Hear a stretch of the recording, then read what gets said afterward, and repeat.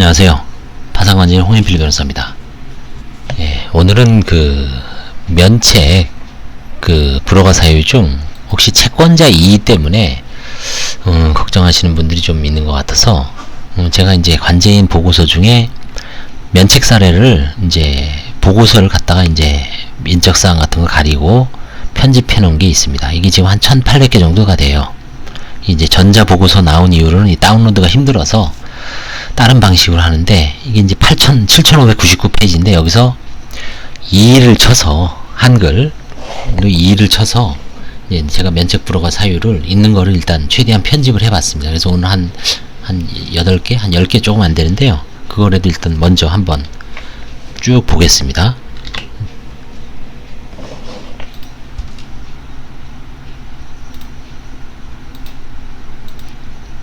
그렇죠. 여기 나오죠. 이거 한번 읽어보겠어요.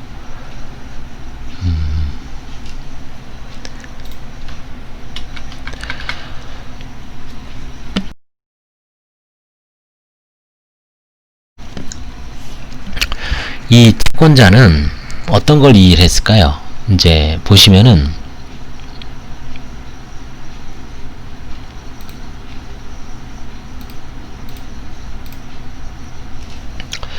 주식회사 바로 크레딧 대부라고 나오죠. 대출 계약 당시 채권자 바로 크레딧 대부에서 이 사건 채무자에게 뭐라고 했냐면, 자기네가 대출 계약 당시 땡땡 영어교습소 사업장을 운영하고 있으므로 사업장 운영 자료에 대한 엄격한 소명과 소득 자료 제출을 요청했어요. 그래서 채권자의 원리금을 3회만 납부하고 체납하고 파산 면책이 이뤘다. 이 대부업체에 가시는 분들이 그렇죠. 대부분 뭐 진짜 심한 분은 한 번, 두 번, 한 3번 정도 원리금 분할 납입이잖아요. 소액 대출이니까 300을 만약에 6개월 동안 뭐 50만원씩, 아니면 1년 동안 30만원에 이자 몇만원 해서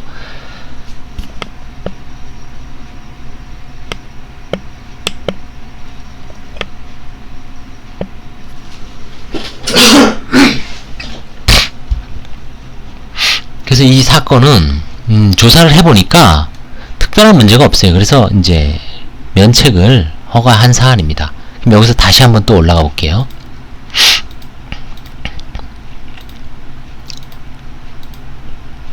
또 나오죠. 자, 이거는 이제 뭐라고 했을까요? 자, 채권자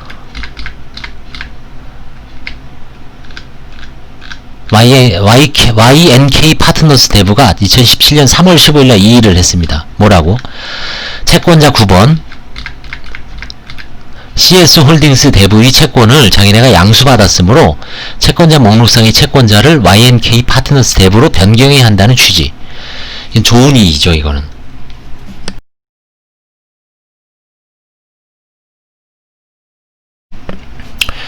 좋은 의미입니다. 무슨 얘기냐면 채권자한테 부담되는 이의가 아니라 정확하게 오히려 좋은 거예요. 왜냐면 야, 너네들 이거 양수받은 채권자 잘못 썼으니까 제대로 표기해라, 알려주는 거죠. 아주 고맙죠. 그렇죠? 특별한 문제가 없습니다. 이런 경우는. 다시 한번 컨트롤 F 또 올라가 보겠습니다. 두 번째 했죠. 이제 계속 올라가면 제가 편집 끝까지 한 데가 나옵니다. 또 하나 나왔죠. 한번 보겠습니다. 뭔가 이것도 아마 아까 바로 크레딧 대부가 아닌가 싶어요. 이 회사에서 이 일을 많이 합니다. 대출 받은 후 3회만 납부하고 파산 신청한 것은 도의적 책임이 있다고 판단되므로 이의신청함. 다행이죠. 도의적 책임이 아니라 법적 책임을 물을 수 있습니다. 거의 파산 상태인데 신용대출을 받고 1년 안에 파산 신청하면 면책 불허가 사유라는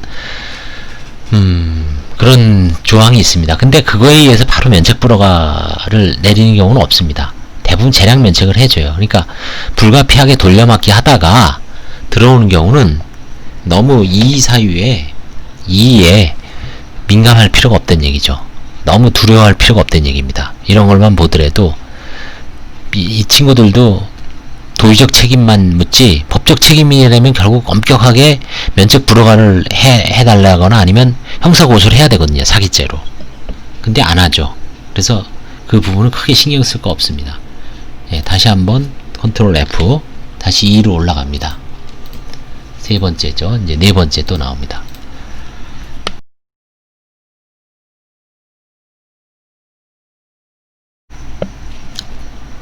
네 번째 보겠습니다.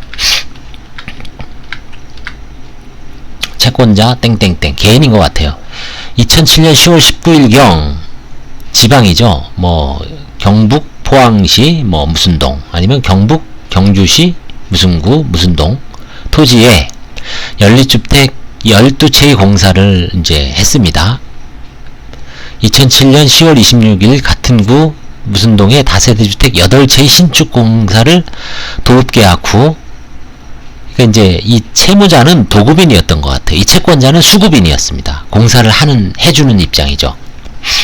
그러니까 총 20채의 신축 공사 중 공사도 이제 아마 얻은 건지 정확하게 특정은 안 됩니다. 뭐 터파기 공사만 했는지, 골조 공사를 했는지, 뭐 시멘트를 넣는 공사를 했는지 이게 명확치는 않지만 하여튼 무슨 공사를 한 건 맞은 것 같아요. 도급계약 후 채권자의 공사대금, 그러니까 일만 시키고 공사대금을 안 준 거죠. 얼마나? 1억 1,600만원. 이 20채면은 뭐 한 채당 뭐 이 공사비만 해도 이거 아마 몇십억, 몇억 됐을 텐데 이 채권자는 아마 수급인 중에 아마 일부 공사만 한 것 같아요. 예를 들어서 제가 보기엔 뭐 터파기 공사했다. 빔 밟고, 그쵸? 기본적으로 공사에 들어가죠. 그래서 1억 1,600, 기초공사 1억 1,600만원을 착복하였다. 그 다음에 자기 소유의 땅에 건물을 완성 후 상당한 부를 축적하였을 가능성. 뒤에 거는 짐작이죠. 공사대금을 착복한 게 아니라 공사대금을 주지 못한 거죠. 착복은 형사적인 횡령에 쓰는다는데 뭐 못 받은 사람 입장에서는 열받죠. 자기한테 줄 수도 있었는데 그 돈을 딴 데다 써먹고 자기 돈은 안 준 거니까. 빚쟁이든 빚이 많은 사람들 그럴 수밖에 없죠. 항상 이 돈 갖다가 저 돈 맞고 이 사람한테 줄 거를 꼭 안 주고 딴 데다 맞고, 그쵸? 그게 늘 일상화되니까. 근데 아마 이제 위에 보면 아시겠지만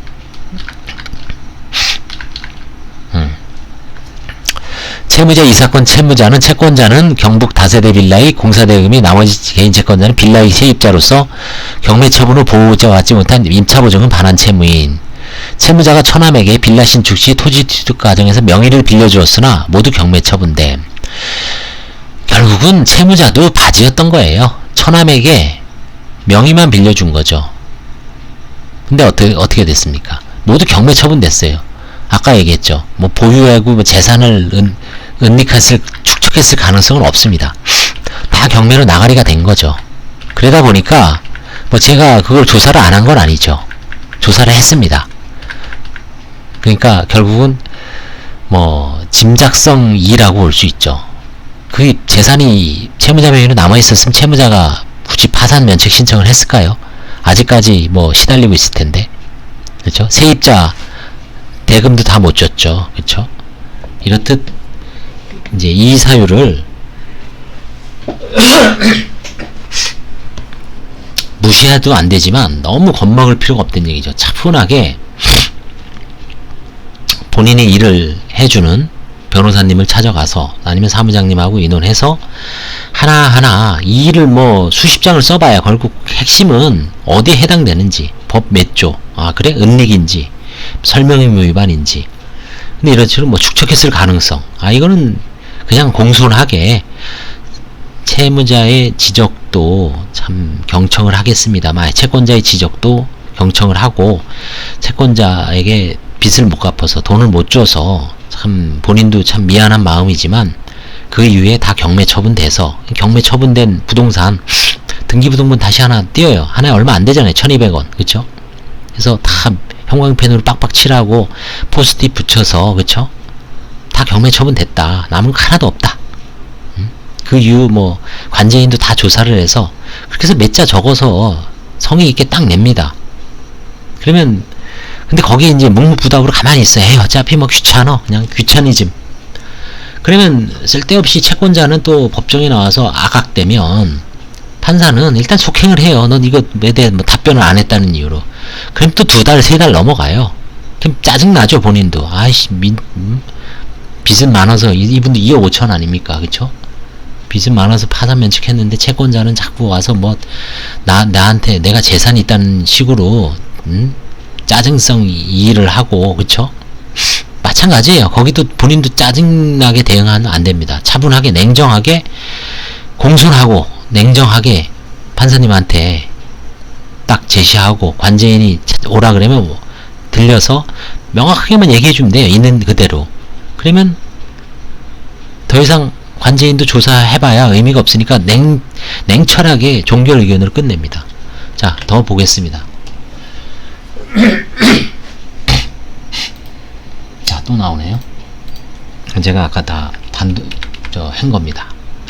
편집을 좀 잘 보이게.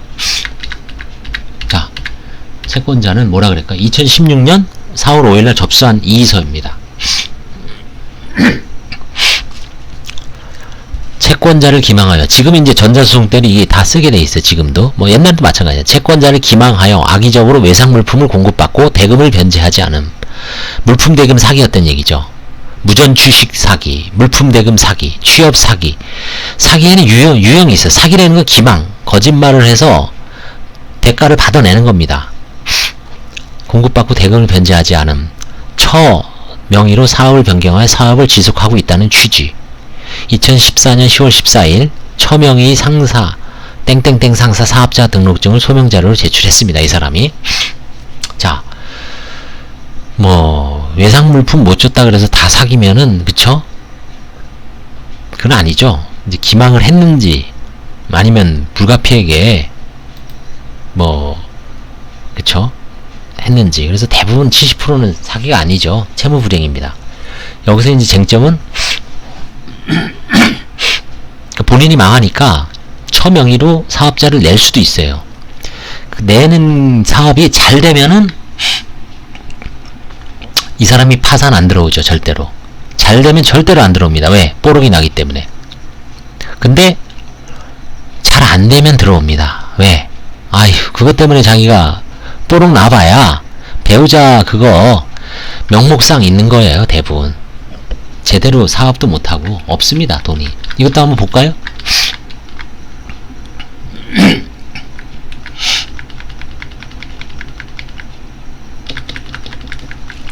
이것도 아마 제가 조사를 했을 거예요. 배우자 명의 재산이 없어요. 일단 기본적으로 보험이 몇 개 있습니다. 여기. 그쵸? 한 700 정도 되죠. 그거 환가를 뭐 할 수도 있겠죠. 근데 해봐야 얼마나 합니까? 그쵸? 몇백? 그쵸? 그리고 뭐 다 배우자 명의가 공유하는 게 있어요. 이런 거. 그쵸? 의미가 없습니다. 그래서 배우자 명의로 되어 있는 차는 100만원짜리 유일하게 차가 있고요.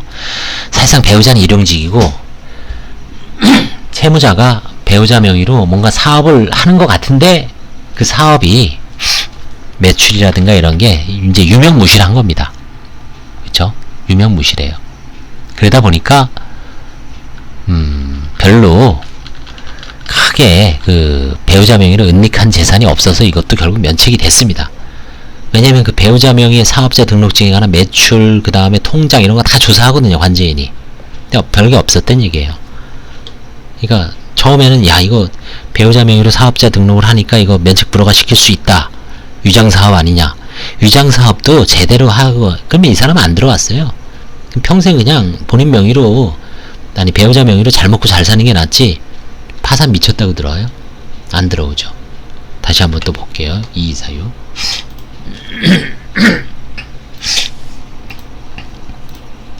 또 하나 있네요. 자, 저축은행에서 이의했습니다. 채권자는 2014년 6월 20일 채무자에게 1200만원을 대출해주면서, 저축은행에서 1200 대출해주면서 채무자 주거지인 땡땡구 땡땡동 뭐 빌라겠죠. 대한 임차보증금 반환채권 4160만원을 채무자로부터 양도받았다는 취지로 현재 채무자를 상대로 소송을 진행 중에 있습니다. 근데 이거는 이미 양도 받았기 때문에 이 소송, 그 당시에 이미 4,160만원은 저축은행께 된 겁니다. 그 채권이 임대차 보증금이 제대로 된 거라면. 허위 채권을 양도했다 그러면 사기가 되는 거죠. 근데 진정한 채권을 4,160만원을 마을공구에 넘겨주면서 1,200만원을 대출을 받았다. 그러면 이 4,160만원은 양도가 되는데, 문제는 4,160에서 1,200 플러스 이자 빼요. 2,700. 그 나머지 금액은 저축은행은 1,200 대출해주고 4,160만원을 양수받으면 3배 장사죠. 말이 안 되죠, 이거는. 일부 양도를 해줘야죠. 4,600 중에 1,200만 양도가 된 걸로 봐야죠. 그럼 나머지는 어떻게 되냐? 4,160 중에 2,900이죠. 보증금 뭡니까? 면제재산이죠. 3,700만원 미만이니까. 그러니까 이것도 결국은 1,200은 자기네 돈이에요. 결국은 1,200은 자기네가 집주인한테 받을 수 있는 겁니다. 양수금 청구 소송을 해서. 그래서 별 문제가 안 돼. 이것도 그냥 뭐 형식적인 이의라고 볼 수는 없지만, 아, 이런 게 있다라고 법원에다 그냥 알려주는 정도지, 뭐 면책 불허가 사유도 아닙니다. 그냥 당연한 거 자기네가 한 번 더 그냥 얘기를 하는 겁니다. 그래서 이것도 뭐 면책 불허가 사유에 해당되는 이의라고 볼 수는 없어요. 이 사유는 대부분 면책 불허가 사유에 해당되는 것 같지만 아닌 게 대부분입니다. 그건 이유는 제가 늘 말씀드리지만, 채무자에 대한 정확한 정보가 없어요. 제가 뭐 아주 가족 아니면 친구한테 돈을 꿔줬어요. 아, 친구가 무슨 뭐 한대 믿고 꿔주는 거지, 그 친구가 진짜 사업이 썩어서 문드러져서 내일 파산할지, 그쵸? 뭐 마누라하고 이혼을 했는지, 그 부모님은 뭐 잘 사는지, 이걸 모르죠. 대부분 친구라고 압니까? 다 그냥 친구니까 그냥 돈 얼마 꿔줘, 사업 뭐 한다는데, 근데 이제 돈을 안 주죠. 그럼 뜯긴 돈입니다. 사실 그냥 공짜로 떼었다고 생각을 하고 자기 능력 범위 내에서 줘야지, 돈 돕는다고 뭐 대출까지 가둬서, 그쵸? 나중에 보면 이제 친구 잃고 돈 잃고, 그쵸? 인심, 본인 속 쓰리고 다 잃는 거죠. 차라리 그냥 내가 지금 이 가용 범위는 요건데 미안하다, 요 돈만 내가 딱 주고 그 돈은 설사 나중에 못 받으래도 잊어버리는 게 좋죠. 자, 또 한번 올라가 보겠습니다. 여기 있죠. 보험회사의 상습적 이익입니다. 보험회사의 약관대출금은 사실상 대출금이 아닙니다. 대법원 판례상. 약관대출금은 우리가 이제 보험 넣고 약관 대출금 받죠. 돈이 없을 때. 해약환급금 만약에 500만원인데 보험회사에다가 전화하면 한 7-80% 해줍니다. 한 300 정도 해줘요. 300에서 350. 이자가 비쌉니다. 약관대출금은.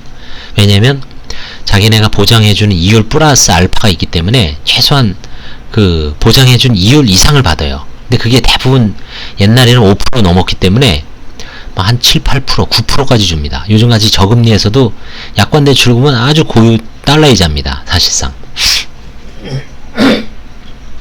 그러니까 약관대출금은 진짜 최후의 수단이죠. 자, 근데 보험회사에서도 돈놀이를 많이 하죠. 돈을 꿔줘야 돼요. 이자를. 근데 신용대출을 해줘요. 신용대출. 자기네 약관대출이 이렇게 있다 보니까 신용대출은 좀 해줍니다. 약관대출도 해주지만 신용대출도 해줘요. 근데 신용대출은 이자가 싸요. 좀 상대적으로. 그러다 보니까 일부 고객들은 약관대출을 안 받으면 신용대출을 받아요. 그러다 보니까 이제 근데 나중에 파산해서는 문제가 됩니다. 약관대출금은 굳이 그 약관대출을 상계를 안 해더라도 나중에 사고가 생겼을 때 대출금을 빼고 나머지 금액을 보험금으로 지급하면 됩니다. 약관대출은 대출이 아니라 일종의 장래에 사고가 날 것을 조건으로, 이제 사고가 나지 않을 조건으로 이제 미리 선급 주고 나중에 사고가 났을 때 정산하면 된다는 겁니다. 일종의 선급금이에요. 미리 지급을 하는 거예요. 고객이 요청을 하니까 보험금을 미리, 대출이 아닙니다. 약관 해약 환급금 범위 내에서 미리 주는 거예요. 고객 요청으로. 그리고 나중에 보험사고가 발생했을 때 정산하는 겁니다. 후정산입니다. 선지급 후정산입니다. 그러니까 대출금이라고 볼 수 없어요.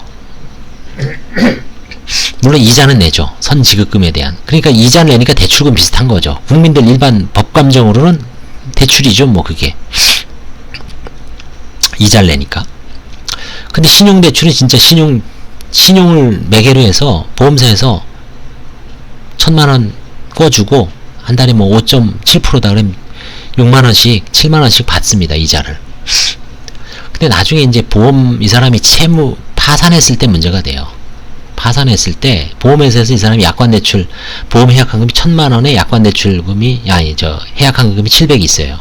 근데 신용대출 1000만원 있어요. 그럼 통상 약관 그 700만원이 만약에 면제가 됐다. 관제인이 환가를 안 하면 이 사람은 신용대출은 면책되고 700만원 재산은 이제 보유하는 거죠. 보험사에서는 못마땅하죠.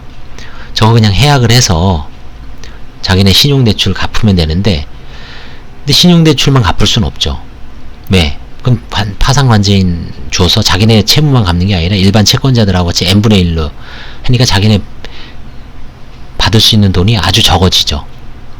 그래서 이제 보험회사에서 뭐냐면 신용대출금에 대해 해약환급금을 해약하여 변제한다는 취지로 이러지 않으면 자기네는 뭐 상계권을 행사하겠다 뭐 별 탑스러운 일을 많이 합니다. 근데 다 나가리 시켜요. 일단 신용대출금에 대해서 상계는 뭐 허용설이 있고 부정설이 있지만 일단 관제인이 해약을 안 하면 상계는 안 됩니다. 근데 만약에 그 해약환급금이 뭐 소액이면 관제인은 환가 안 하죠. 해약 안 하고 한제 포기하죠. 그럼 얘네는 상계할 수가 없어요. 그 다음에 두 번째 방법은 우회적으로 화해계약을 하는 겁니다. 무슨 얘기냐면 해약환급이 700이지만 보험은 그냥 유지하고 그 돈을 채무자가 알아서 700에서 만약에 150 빼고 550을 임의적으로 그냥 내겠다. 각서를 받아놔요. 보험은 해약을 안 해요. 해약하면 보험사에서 상계 처리할 수도 있으니까. 그냥 550을 들어올 때까지 기다렸다 그 돈을 나눠주는 겁니다. 이러면은 보험회사의 그 상계권이나 이런 걸 무력화시킬 수 있죠. 보험회사는 약오르겠죠. 하여튼 이 두 가지 방법. 소액이어서 환가 포기하면 해약할 필요가 없고 그 다음에 보험은 유지한 채 우회적으로 다른 가족이 내거나 채무자가 직접 해약환급금 범위 내에 환급금을 내면 해약할 필요가 없죠. 상계는 저지가 됩니다.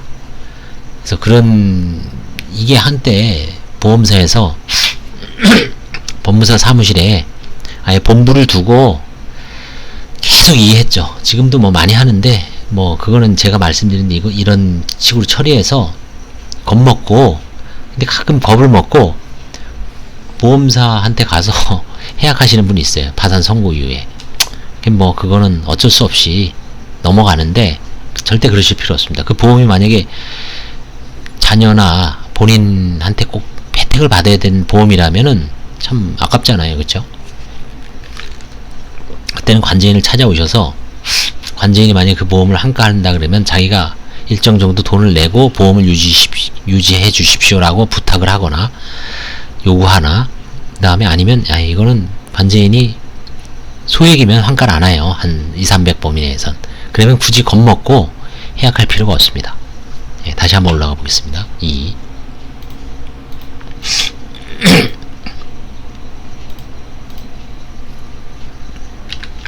아까 똑같죠?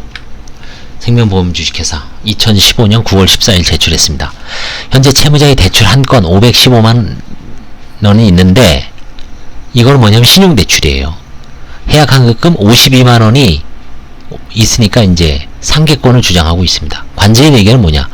소액의 환급금으로 채무자의 장래 질병에 대비하기 위해 환가를 포기하는 것이 적정하다고 사료됨. 이게 환가 안 하겠다는 얘기입니다. 그냥 보험 유지해라.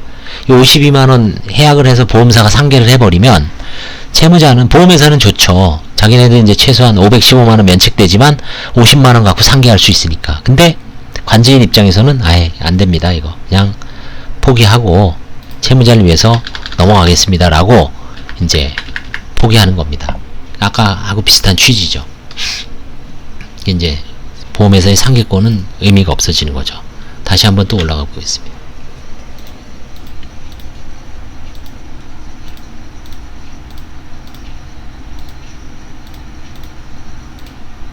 또 하나 나왔네요.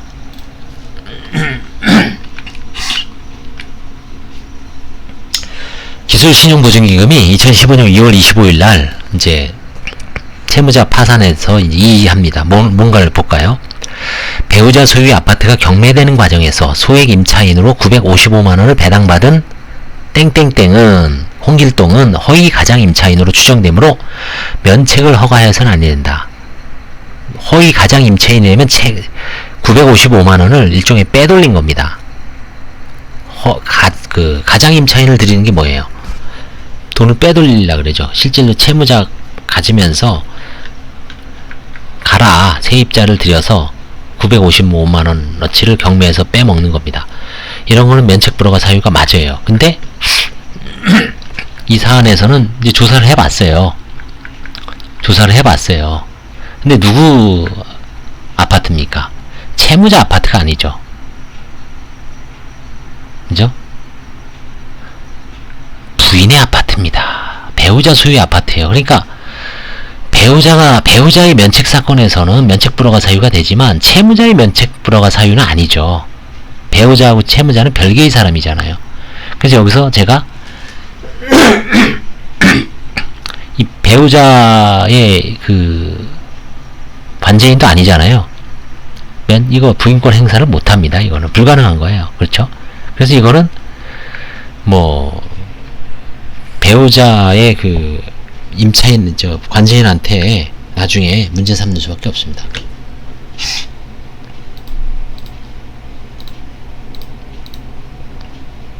또 하나 나오네요.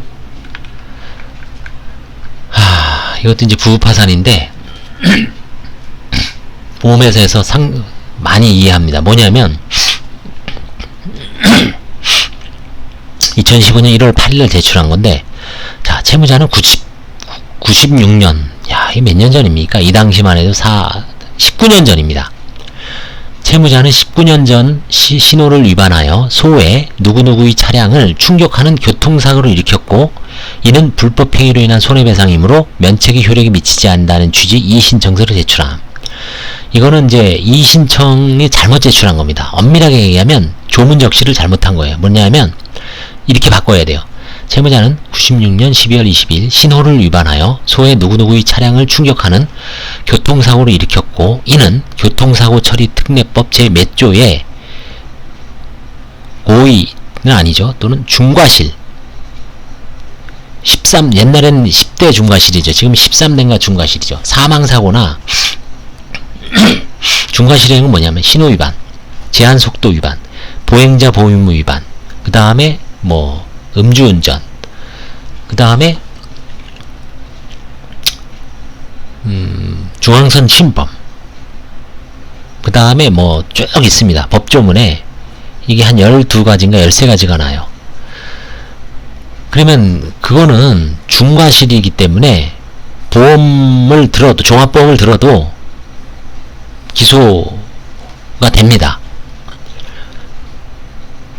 기소가 안 되려면, 공소권 없음이 되려면 이 13대 중과실 외 사망사고 혹은 13대 중과실 외의 사고, 예를 들어서 그냥 단순 추돌, 단순 충돌, 그냥 뭐 아니면 뭐 살짝 기스가 난 경우 옆에, 그리고 별로 다치지 않은 경우, 그런 단순한 교통사고는 아예 종합보험을 들으면 공소권 없음입니다.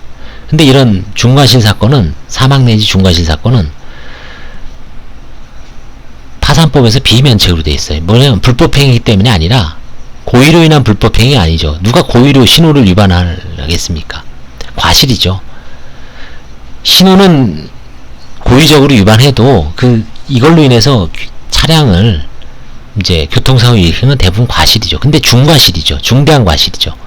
그래서 고의 또는 중과실로 인한 생명, 신체 충격 경우에는 비면책입니다.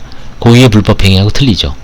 고의 또는 중과실로 인한 생명, 신체에 관한 손해배상, 신체에 관한 불법행위, 이거는 비면책 채권입니다.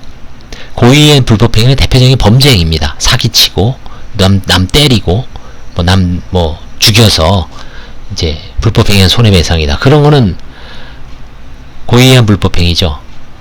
그런 경우는 이제, 근데 과실로 인한 불법행위는 뭐가 있겠습니까? 대표적인 형법상 처벌도 안 되죠. 대부분 뭐 과실상해죄, 과실폭행죄는 없죠. 형법상 구성요건. 과실범은 대개 이제 교통사고범입니다. 교통사고, 실화죄 같은 거, 방화죄가 아니라 실화죄. 불을 좀 실수로 내서 남의 걸 태워 먹었다. 불법행위는 맞지만 과실로 인한 불법행위죠. 그때는 이제 면책이 됩니다. 그래서 이제 보험회사에서 상투적으로 보험회사 관계자한테는 죄송합니다만 이런 거는 이제 면책의 효력이 미치지 아니한다는 이 취지의 신청서를 제출하지만, 이거는 다시 한번 말씀드리지만 파산부에서 판정하는 게 아니라 이분 보십시오. 이분은 안타깝게도 이 현대해상보험이 유일한 채권이에요. 이분은 이제 일단 면책은 해줘요. 법원에서. 어떤 분들이 이 채무가 하나고 뭐 예를 들어서 다른 채무가 몇 천만 원 될 수 있는, 그럼 일단은 다 포괄적으로 면책을 해줘요. 그 다음에 어떻게 하냐면 이분이 이제 면책된 줄 알고 재산을 취득했어요. 뭐 보증금을 한 5천 정도 갖고 있어요. 그럼 이제 현대해상에서 얘네들이 이제 그 구상금 판결이 있을 거예요. 이걸 시효가 지나지 않은 걸로 이제 이 채무자는 면책된 줄 알고 강제 집행을 합니다. 그때 채무자는 나 이거 불법행위가 아닌데 왜 나를 저거 하냐. 그래서 이제 손해배상 청구 이소를 제기할 수가 있습니다. 그때 이제 항변으로 아니면 항변이나 아니면 주장을 해서 면책의 효력을 다투는 거지, 파산 절차에서 뭐 이걸 미주알 고주알 판사나 관제인이 판정해 주는 건 아니에요. 파산 절차에서는 일단 면책 판정을 냅니다. 다른 재산이 없으면, 면책 불허가 사유가 없으면 면책 판정을 하고, 그럼 이게 과연 면책 채권이냐 아니냐, 그 실체적으로 이게 고의에 의한 불법행위냐, 중과실에 의한 생명 또는 신체 침해인지, 이런 부분은 별도의 민사법원에서 혹은 민사법원에서 집행 과정 혹은 청구 이의소 과정 아니면 민사소송 과정에서 채무자와 채권자의 공방으로 증거에 의해서 이제 판사가 판정을 하는 겁니다. 그래서 만약에 면책의 효력이 미치면 청구 기각 판결이 나올 거고, 면책의 효력이 안 미친다 그러면 인용을 하겠죠. 그래서 그런 소송이 이제 이런 교통사고 중과실이 있고요. 의료과실 사건이 있습니다. 제가 보기에는 의료과실. 그 다음에 이제 요 두 개가 가장 문제가 돼요. 그 다음에 이제 민사적으로는 불법행위를 설치를 했는데 형사적인 고소고발이 없고 형사 판결을 안 받았을 때, 이런 경우에 과연 민사 불법행위만으로 불법행위를 추단할 수 있는가 하는 거 있습니다. 전형적인 게 제가 기억나는 게, 회사의 자금을 횡령으로 빼먹었어요. 근데 나중에 회사에서 민사소송을 걸었어요. 형사고소는 안 하고 민사소송을 해서 판결문에 보니까 횡령으로 인해서 회사한테 손해배상을 해주고 이제 손해를 끼쳤다는 게 인정되고, 근데 일부는 갚았어요. 그래서 회사에서 형사고소를 안 한 것 같아, 별개로. 근데 그래서 이제 그 민사 판결문에 보면 마치 횡령을 인정을 하고 있습니다. 그런 경우에 그분도 이제 전체적으로 면책은 받았는데 그 회사가 나중에 그 형사만 고소 안 했지 민사적으로는 자기네는 그 나머진 금액은 판결 받은 거거든요. 그랬을 때 그 판결이 과연 손해배상이 불법행위한 손해배상인지, 불법행위 손해배상 맞죠. 근데 불법행위라면 형사 판결이 있어야 되거든요. 근데 없는 경우도 있죠. 그런 경우에 이제 해당이 됩니다. 간혹 있습니다. 그런 판결이. 그래서 이런 거 이제 향후 1심에서 이제 많이 문제가 됩니다. 자, 또 한번 이제 한번 보겠습니다. 컨트롤 F 2. 또 있네요. 이거는 같은 겁니다. 이제 부파산이에요. 근데 아마 이게 왜 이렇게 되냐면 차주가 배우자고 운전자는 남편인가 그랬을 거예요. 그래서 아마 공동으로 손해배상, 배우자 공동으로 문제가 돼요. 부부가 맞네요. 부가 여기 있죠. 이 남편 교통사고 구상금은 아마 공동으로 한 것 같아요. 이분은 참 20년 이상 특별한 직업 없이 하우스 농장, 경기도 이천에서 일을 하거나 이제 농장 같은 데가 있습니다. 농장 뭐 밭농사라든가 이런 주로 밭농사죠. 비닐하우스 같은 거, 이제 뭐 채소라든가 과일 같은 거 재배하는 데가 있어요.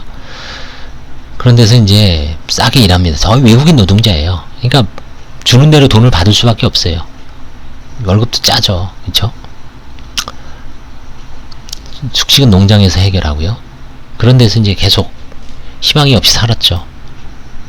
빨리 이것도 참 좀 전형적인 판결을, 이게 이제 판례는 있습니다. 기본적으로. 네. 자, 다시 한번 또 있는지 한번 보겠습니다. 아까 그거고요. 네. 또 있네요. 아래쪽. 그쵸. 이거 볼까요?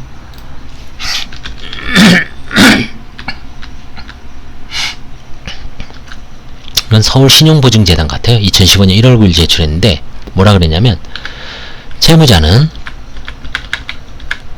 2013년 3월 자녀를 미국으로 해외 연수를 보냈으나 2010년 사망한 배우자의 간병비로 생활이 악화되고 2013년 지급불능에 빠졌다고 하므로, 지급불능에 빠졌는데 유학을 보냈어요. 해외 연수를. 이 자녀의 해외 연수에 사용된 비용 및 내용 등에 대하여 상세한 자료를 제출해야 한다는 취지 이의신청서를 제출함. 그렇죠. 이거는 좀 뭔가 과도한 낭비 아니냐. 근데 이제 이런 것도 마찬가지입니다. 뭐 남편이 사망을 하기 전에 일단 간병비로 생활이 많이 악화됐지만 또 애들 자녀, 그렇죠, 에듀푸아라 그러죠.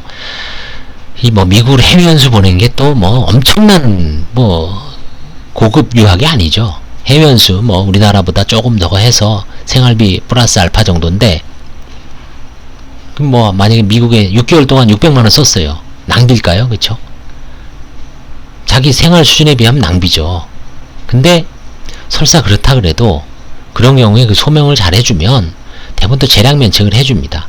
그게 뭐 6억도 아니고 6천만 원도 아니고 몇백만 원 정도. 그럼 애가 가서 뭐 또 자기가 알바하고, 그쵸? 처음에는 일단 좀 해줘야 되죠. 뭐 비행기 값도 줘야 되고, 일단은 뜨는 데는. 그 뭐 배우자가 죽었다 그래서 뭐 공부를 못하는 건 아니죠. 일단 해외 연수 간다는 게 정식 유학은 아니잖아요, 또. 근데 이제 이런 부분에 대해서 서울신용보증재단에서는 또 요구하니까 성의껏 해주면 됩니다. 성의껏.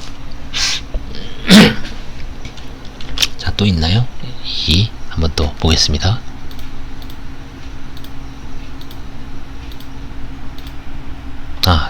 위쪽으로 가야죠. 또 있네요. 아까 그거네요. 네. 컨트롤 F. 위쪽.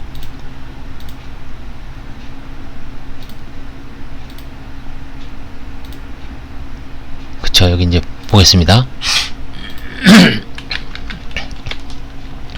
이건 이제 2015년 1월 8일 접수했는데, 이 채권자는 채무자를 사기죄 및 유사수신 행위 규제에 관한 법률 위반 등으로 형사고소를 해는 고소권자입니다. 채무자는 총 6,500만원을 편취하였으므로 위 고소사건이 처분이 있은 후 면책 여부를 결정해야 한다는 취지의 이의신청서를 제출합니다. 옛날에 이것 때문에 많이 끌었어요. 근데 이제는 안 끕니다. 왜 그러냐면 민사는 민사고 형사는 형사고 파산은 파산입니다. 무슨 말씀이냐면, 이 사람 사기죄 유사수신행위로 만약에 형사처벌 받으면 고의한 불법행위죠. 그럼 여기서 면책 받아도 이 사람 채무만 6,500은 비면책이에요. 면책 효력이 안 미칩니다. 그럼 굳이 사기로 고소할 사람은 고소하고, 거기서 형사법원에서 이제 사기죄로 처벌받으면 자기 채무는 비면책이에요. 권리 행사를 할 수 있다는 겁니다. 그리고 다시 이제 시효를 중단하려면 다시 민사소송을 별도로 해야 돼요. 6,500만원 청구를 해야 됩니다. 그냥 뭐 당연히 비면책이니까 그냥 보호를 해주는 게 아닙니다. 시효 문제는 별개예요. 이런 거는 그냥 요즘은 들어와도 이제 관제인도 저도 그렇게 써요. 별개로. 이거는 권리 행사가 불가능한 건 아니기 때문에 뭐 형사고소 처분이 있은 후 거기서 기소 불기소 여부에 상관없이 파산법원은 그냥 과감하게 구애받지 않고 포괄적으로 일단 면책을 하면 됩니다. 면책 불허가 사유가 없는 한. 재산이 있으면 나눠주는 게 파산 절차고요. 면책 불허가 사유가 있으면 면책 불허가 내리고, 그럼에도 불구하고 재량 면책을 해줄 수가 있습니다. 재량 면책을 허가하는 겁니다. 파산 절차하고 면책 절차는 별개예요. 파산 절차는 돈을 나눠주는 절차입니다. 대부분 돈이 없기 때문에 폐지를 하는 거죠. 있으면 종결이라 그랬죠. 다시 한번. 돈 나눠주는 거는 채권자한테 한 푼이라도 나눠주면 종결. 채권자한테 한 푼도 못, 일반 채권자, 파산 채권자한테 한 푼도 못 나눠주면 폐지. 자, 이제 그래서 이 형사고소를 하더라도 면책 불허가를 못 시키면 면책 여부하고는 전혀 무관하다는 걸 알아두십시오. 그거는 별개로 형사처벌이 돼야 됩니다. 다시 한번 또 한번 올라가 보겠습니다. 있는지.